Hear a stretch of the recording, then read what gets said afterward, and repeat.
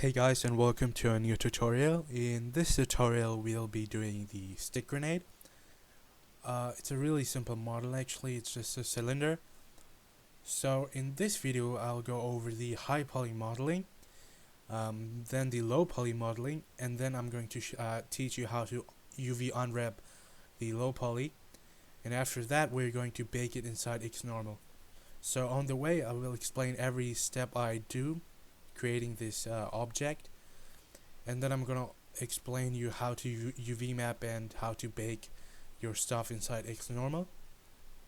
In the second video, which will be the final video, I'm going to show you how to texture it inside quixel. So it should be really fun, and without wasting any more time, let's just jump ahead. So to create a primitive, you click on this geometry tab button, and then you just select the primitive you want, and I'm going to select a cylinder. I'm gonna decrease the height segments to 1 and increase the sides to 32. If you are planning to import it into a game engine and you want to cut the poly count, you can use 24 sides or 16, so it doesn't really matter what how many sides you use, because I'm just gonna render it inside marmoset, and I want to avoid jagginess on the normal map, so I'm just gonna use 32 sides. But in essence it doesn't really matter how many sides you use, so I'm just gonna click and drag it out like this. I'm gonna convert it into an editable poly really quickly. Now I'm gonna press E for select and rotate, W is for select and move, and R is for scale. So you will see me use that a lot, but it's just the basic button, so nothing really special here.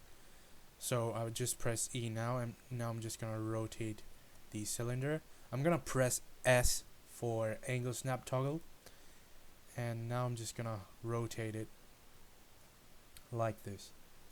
Now I'm gonna go to the border selection mode, I'm gonna select the border, and now I'm just gonna drag it out to about here, and now I'm gonna hold shift and drag it out, and you see that will create a new extrusion from the edges, which is really nice, because you know we can add more geometry on the way. And as you can see, I'm just pressing W and R and match and try to match the shape, so it's nothing really special now.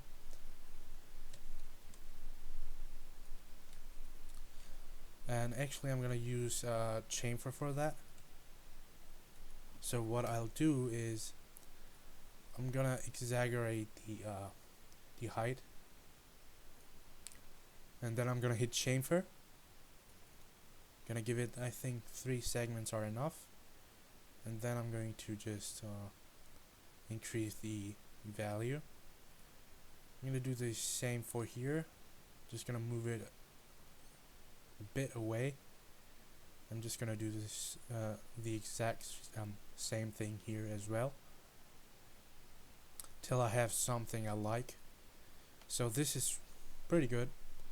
Now I'm gonna do the same on the other side as well.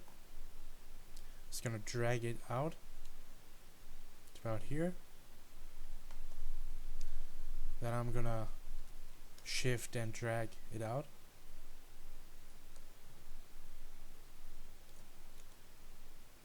And scale it down like this. I'm just gonna repeat the same steps here as well. Press Alt and X for this ghost mode. Just gonna scale it down a bit. Well, actually I'm just gonna leave it like it is, and I'm just gonna tweak it a bit. So as you can see, I'm just using the same tools over and over, so it's nothing really special or sophisticated.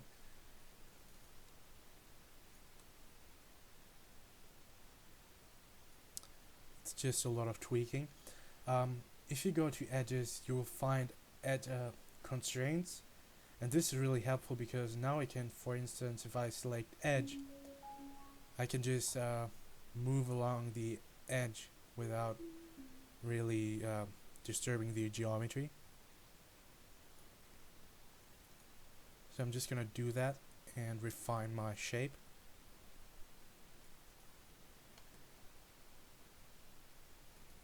Here as well, like this. Double clicking is looping one edge ring, or you can just hit loop here. Don't really matter, I just double click because it's faster. So yeah, I think I'm done with the shape here. I'm gonna do the metal parts in one piece. So what I'll do is I just select. Okay, first I have to turn off constraints. So I'm just gonna select the border and shift drag it out. Just gonna move it like this and shift drag it out. Here I'm gonna do the same.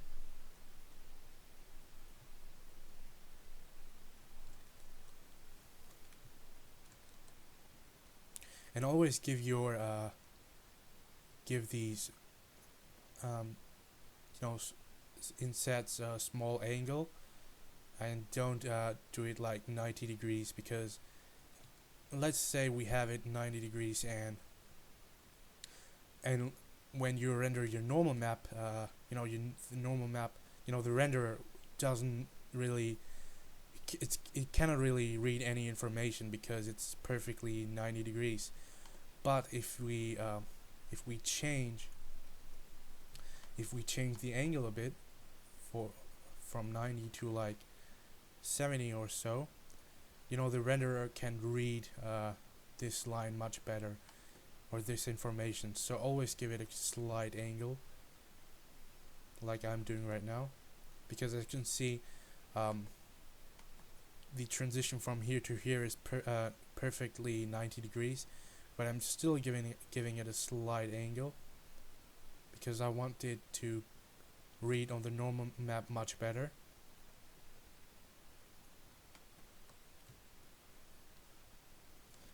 Maybe a bit smaller. Okay, not that small, but just a slight bit. Okay, that's enough. And now I'm just gonna scale it in and do a small detail, just to make it a bit more attractive. I'm just gonna scale it in, drag it in, scale it to the center, and now I'm just gonna scale it to about here. Here, and now I'm just gonna hit cap, which is located right here, and it will cap my face over here. So I'm just gonna do the other metal part. I'm just gonna scale it out like this, give it a slight angle. Now I'm just gonna move it, and I'm just gonna do the same here as well. Not gonna add any detail, just gonna cap it as well. And as you can see, this part has quite some details here. So I'm just gonna replicate these details with the Swift loop. The Swift loop is located under Edit, under the graphite modeling tools, and it basically allows you to run loops in your mesh if you have four-sided edges. So if you have like let me just demonstrate. If you have like non-four-sided faces, such as here, we have this vertex here, which makes it non-four-sided. Swift loop is not able to run through it, but if I go over here where we have everything quad, I can just run swift loop just perfectly. Alternatively, you could use connect, which is right here, and it will ignore the fact that you have non-four-sided faces. So I mainly use swift loop and connect, but it's up to you. You know what you like. What you like the most is really up to you.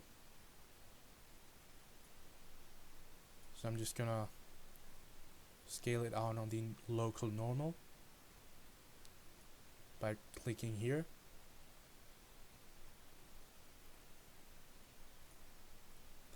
Just gonna make it a bit more subtle. I'm just gonna increase the shape or refine the shape here. Now I'm just gonna add some loops here as well. 3 should be enough.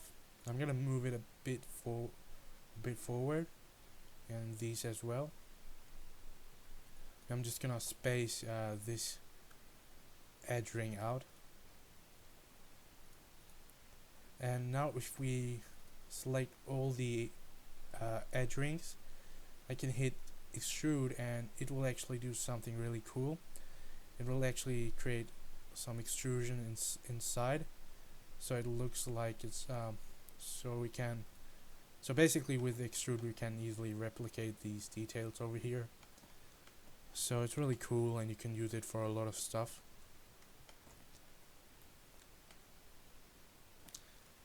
So that's basically all blackout, and now I'm just gonna turn it into a Highpoly model. So when I just hit turbo smooth, as you can see as you can see my shapes collapse.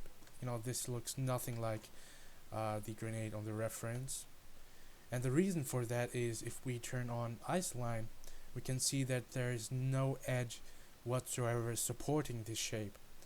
So there are a couple of ways we can fix that. For instance, we could use quad chamfer, which chamfers your mesh according to its smoothing groups. Let me just demonstrate it really quickly. If you go to unsmoothed edges and hit quad chamfer, first you have to select everything, and as you can see, first I'm gonna put the tension to 0.5. So as you can see, it chamfered my mesh according to its smoothing groups. Now I just have to fiddle with the settings a bit. Then I'm gonna increase the segment, and as you can see on the edges, the density of the edges is increased. So when I turn on turbo smooth, my shapes are perfectly like they should be. Well, this is a bit hard, so I'm just gonna increase it a bit. So now as you can see, the shapes are like they should be, but I'm not gonna use chamfer even though I could. So I'm just gonna get rid of chamfer. The other one would be open subdiv, and I have already covered open subdiv. It's on my channel. You can just watch it. It's really good piece of information. It's a really good piece of information. You know, just go ahead and watch it. So now I'm just gonna add some chamfer, segments to 2.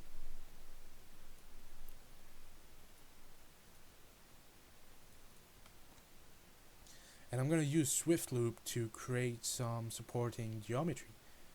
So to support my shapes, like I said, I need to have some extra edge loops to support my shape in order to make the in order to increase the density in a certain in the area I want to be hard. For instance, if I want this edge to be hard, I have to increase the density. So I can increase the density by adding support loops, and it's easy as that. So I hope that answers a lot of questions regarding Highpoly modeling, because a lot of people didn't quite understand why support loops are needed. So I hope this one cleared it up.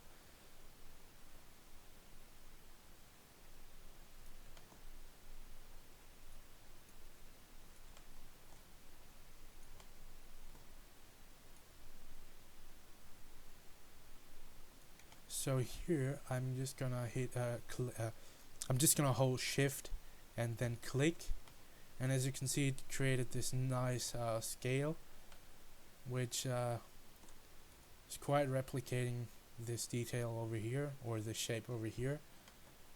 So it's really cool. Over here I'm just gonna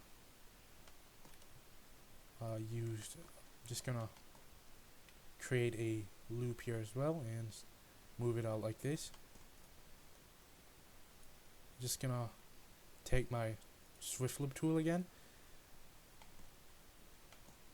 and I'm gonna put an edge loop really close to this edge over here, because I really want to make the smoothing distinguish between the wood and the metal,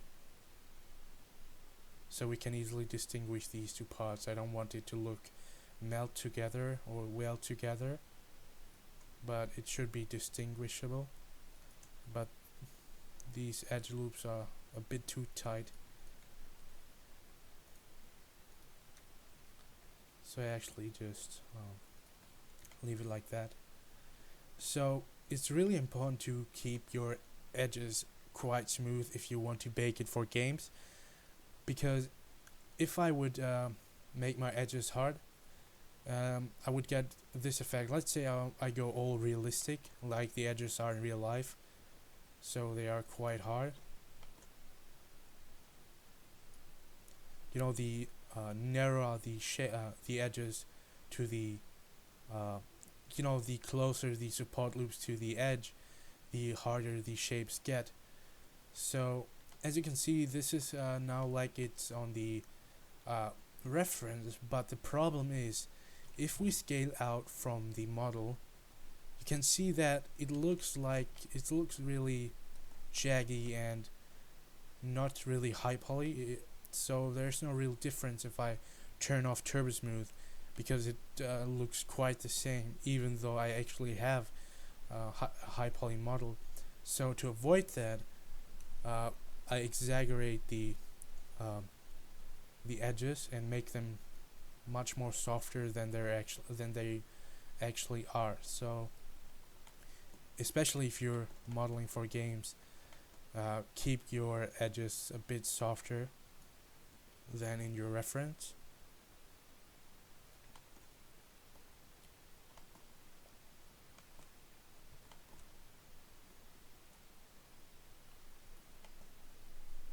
Just gonna hit ring and hit connect.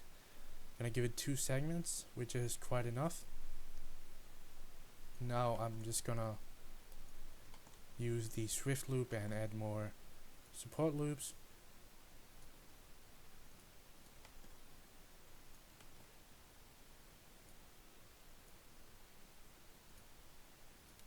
Like so.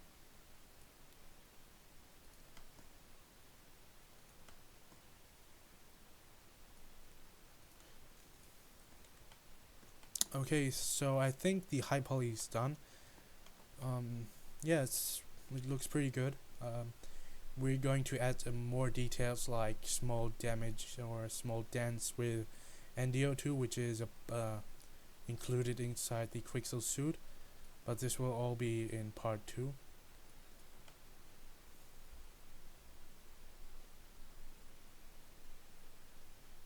So as you can see, it looks pretty nice. Okay, so now it's time for a low poly.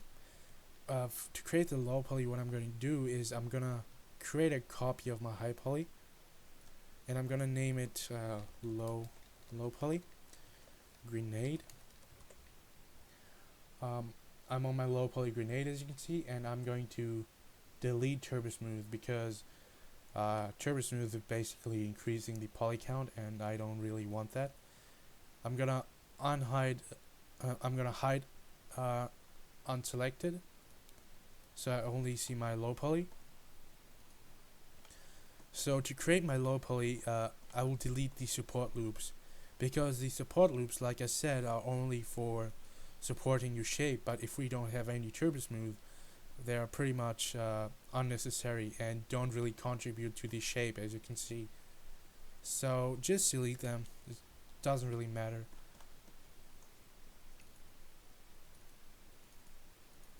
So I'm just getting rid of all the support loops.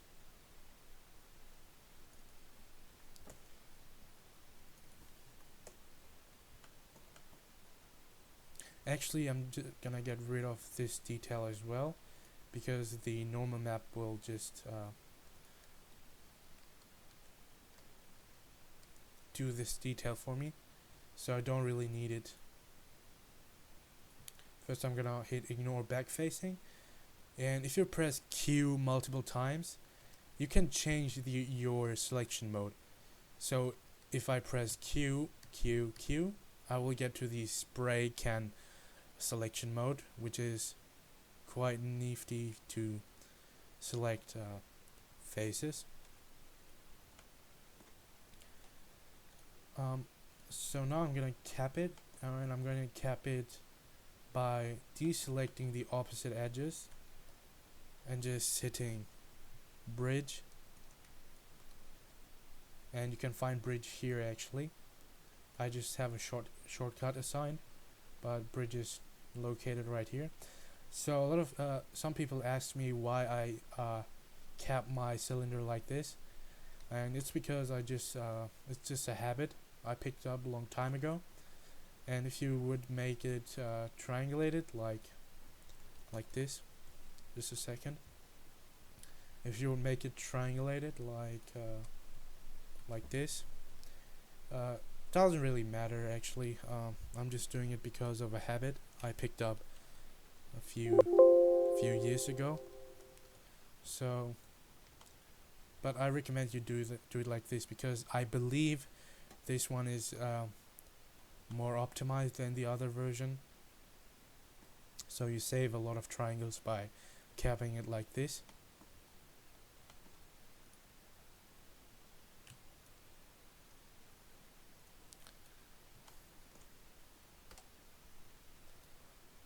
Do the same exact thing here.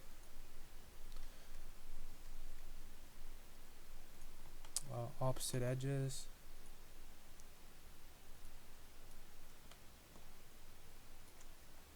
And hit cap or bridge.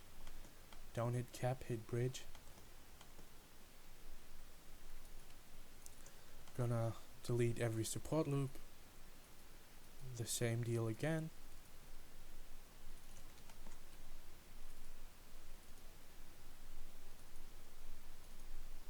And we don't really need these grooves, because the normal map is just gonna project them for us, so they're really unnecessary.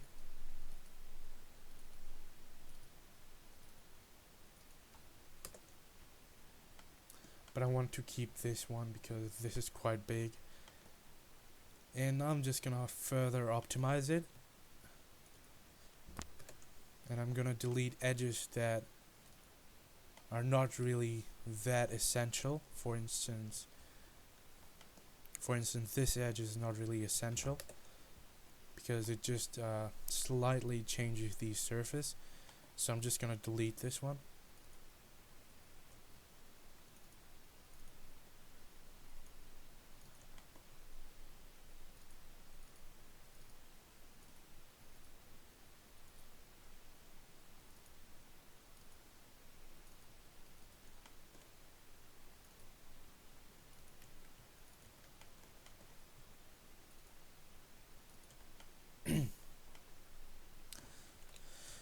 Okay, that should conclude our Lowpoly. Yeah, it looks quite good. And now I have to UV unwrap this. So what UV unwrapping is, it's essentially um, projecting your model into a 2D space. Um, so you open unwrap UV, but make sure you have everything unselected here. Then you open unwrap UV, and I have a plugin called Text Tools, which is free. You can find it on the internet. Just Google it. And I will open the UV editor. So what I will do is I will go to front viewport. I will select half of the cylinder, deselect these, and deselect these faces, and now I'm just gonna hit iron. Now as you can see, it mapped half of the cylinder into a 2D space, and I'm gonna do the same exact thing for the other half as well. I'm just gonna make sure to unselect these faces.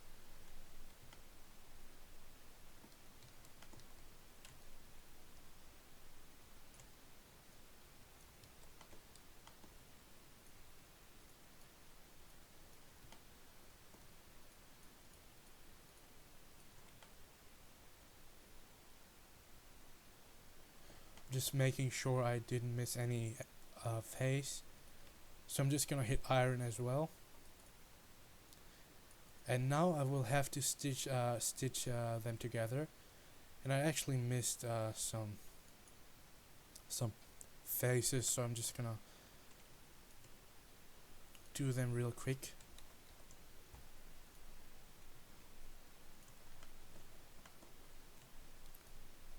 And then hit iron again.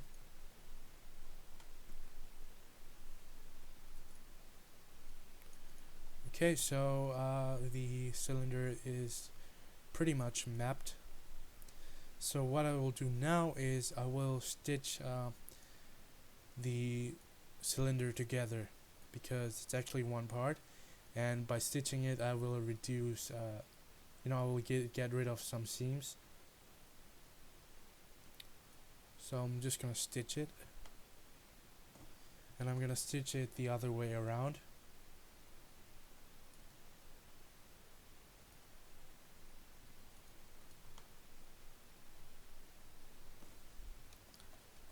Like that.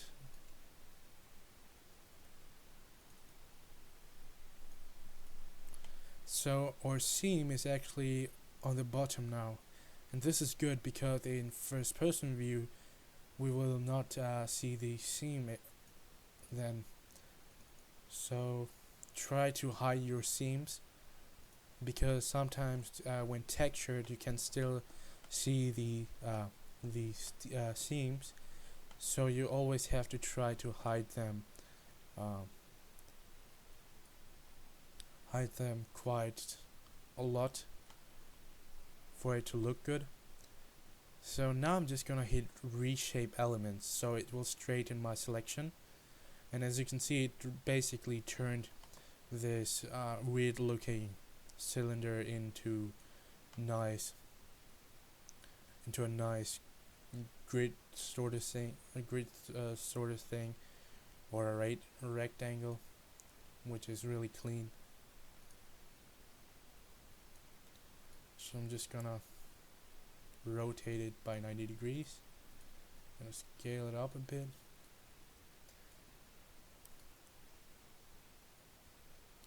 And this small box here actually is your UV space, and you want to try to cover as much UV space as possible.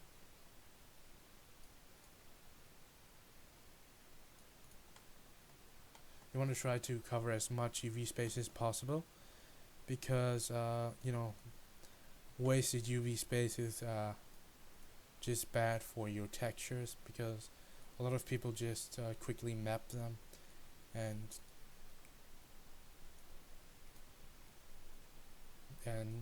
that leads to their textures to look quite low res, because the UV shells are quite small. especially when they have low resolution textures. So always push your UV space as much as you can. But obviously for this model it's not very complicated or anything, because it's just a cylinder, like I said.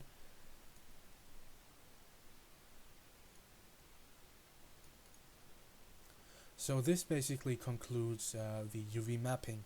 If we click the checker button, you can see your model UV mapped. So now I'm going to go to Tools and click Smoothing Groups from UV Shells. So it will smooth my model according to my UV shells. So I'm going to have this soft, and when it transitions to here, it's going to be hard, and hard here as well. So click Smoothing Group from UV Shells. And as you can see, it actually smoothed it according to my UV shells. So it's really cool. You can see the hard edges here and here. So I can pretty much close text tools.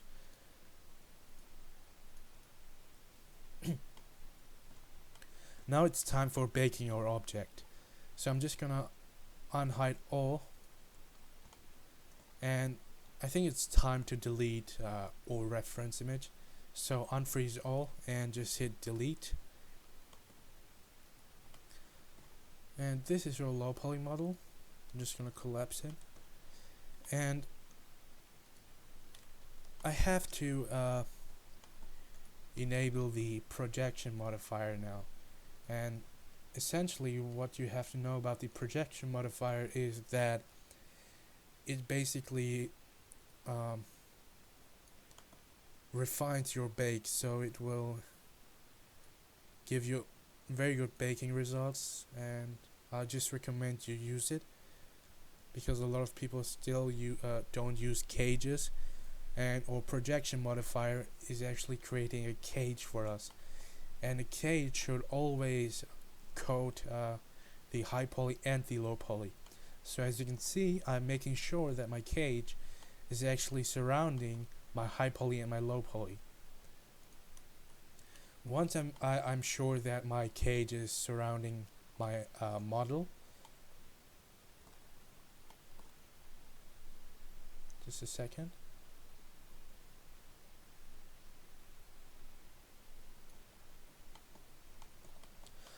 Once I'm sure my object is surrounding my model, so I could do some test bakes. So I will just go ahead and do some. So what I will do is I will add a normal map, which is located right here. It's gonna go to desktop and name it test bake. Delete, because I'm just gonna delete it later. I'm gonna click 512 by 512 so it will render very quickly. And now I'm just gonna hit render.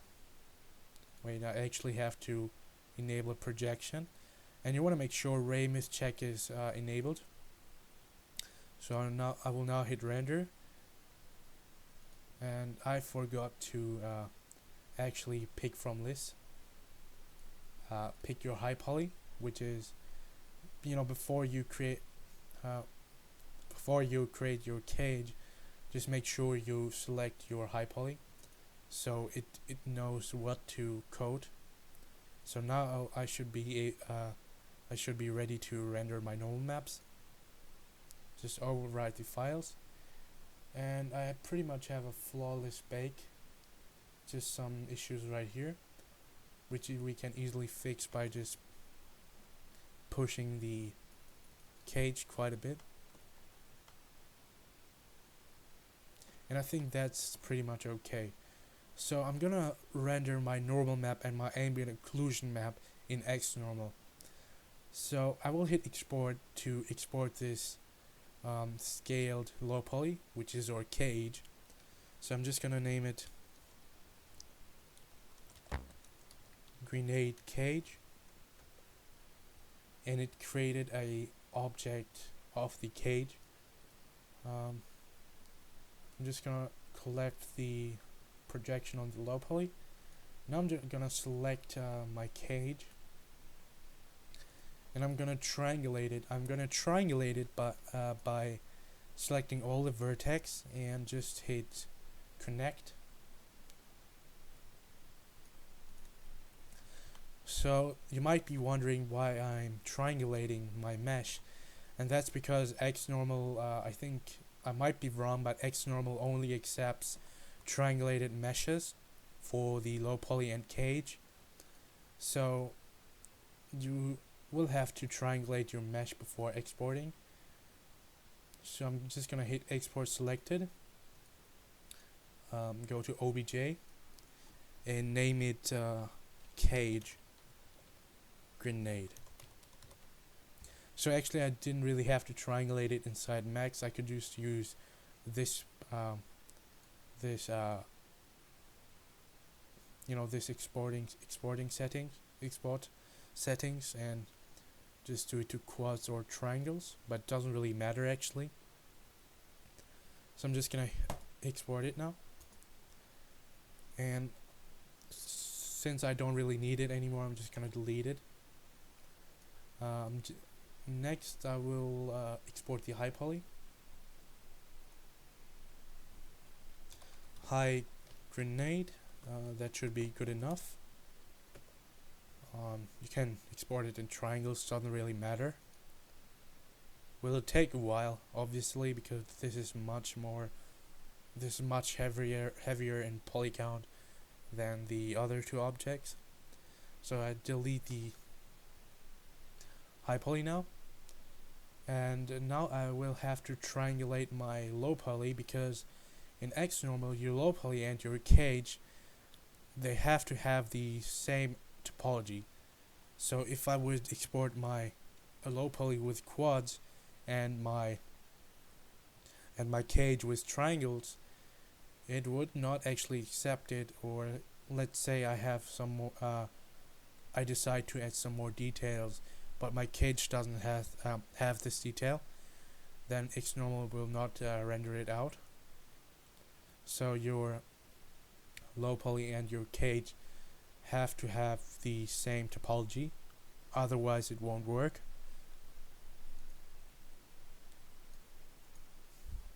So I'm just gonna export selected, low grenade. Now I'm gonna backtrack by pressing Ctrl Z to make it all quads again, and I'm gonna render out a color ID. Now a color ID is important for Quixel, because in Quixel, by using a color ID, Quixel can distinguish between different materials. So obviously that part is wood, so I'm just gonna give it brown color. You can give it any color you like, but I'm just giving a brown color indicating the material.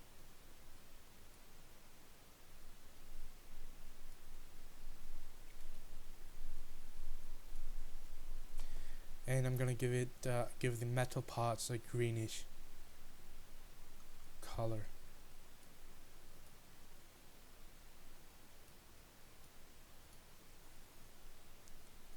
So select the metal parts,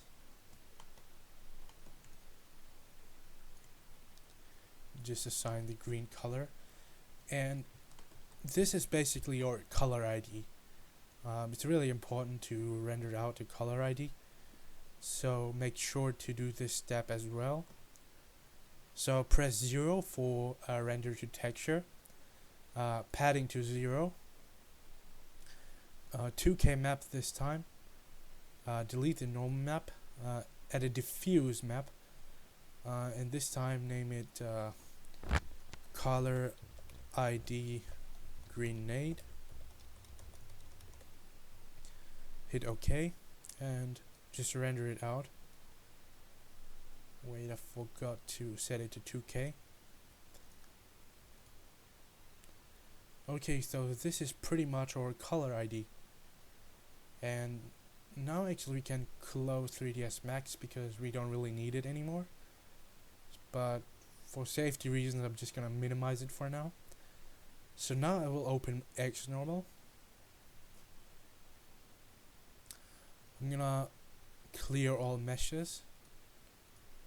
You probably won't have to do this. So I'm just gonna select my high grenade, which is my Highpoly, and then my low grenade, and I'm gonna right click and browse external cage file, which is right here. And as you can see, it actually tells me to specify or to make sure that the cage and the low poly have the exact same topology. So now to baking options, 2K, edge padding to 32. Just copy my exact same settings.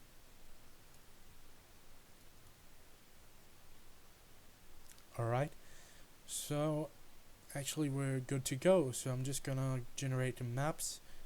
The normal map should actually render out pretty quickly.